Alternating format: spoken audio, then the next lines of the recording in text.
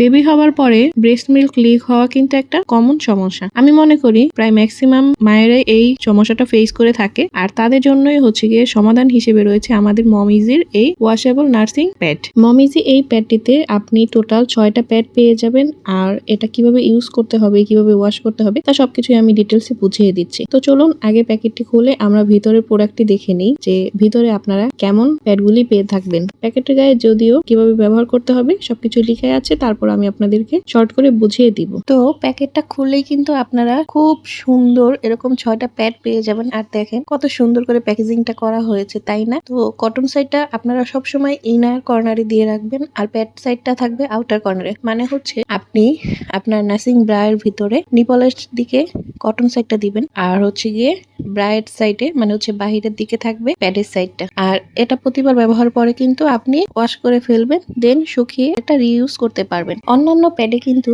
দুই পাশেই হচ্ছে কটন থাকে, যার ফলে অনেক সময় দেখা যায় মিল্কের ফ্লো বেশি হলে সেটা অল্প কিছুক্ষণের মধ্যেই একদম প্যাডটা ভেজা ভেজা ভাব হয়ে দেন সেখান থেকেও লিক করতে থাকে। বাট এটা দেখেন আমি ক্লিয়ারলি দেখিয়ে দিচ্ছি, একটা সাইডে কিন্তু প্যাডের ফ্যাব্রিক ইউজ করা হয়েছে, মানে এটা কিছুটা ব্রেক্সিং টাইপ, এটা কখনোই ভেদ করে আপনার বাহিরে লিকুইডটা আসবে না।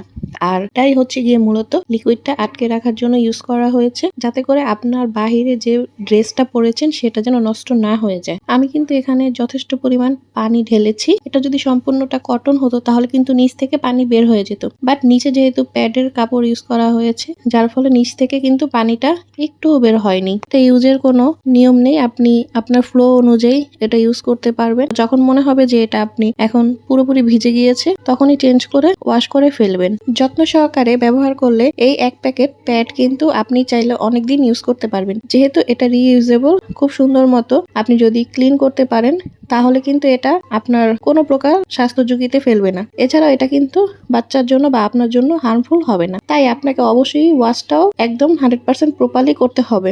তো যাই হোক, আমি তো কথা বলার পাশাপাশি দেখিয়ে দিলাম যে এটা আপনারা কিভাবে ব্যবহার করবেন, দেন হচ্ছে গিয়ে কোন সাইডটা বাইরে থাকবে কোন সাইডটা ভিতরে থাকবে। তো আপুরা, আমাদের এই প্রোডাক্টটি যদি আপনার ভালো লেগে থাকে এক্ষুনি আমাদের স্বজন পেজ ইনবক্স করে ফেলুন, অথবা আমাদের ওয়েবসাইট ভিজিট করেও চাইলে কিন্তু অর্ডার করতে পারবেন। Thank you.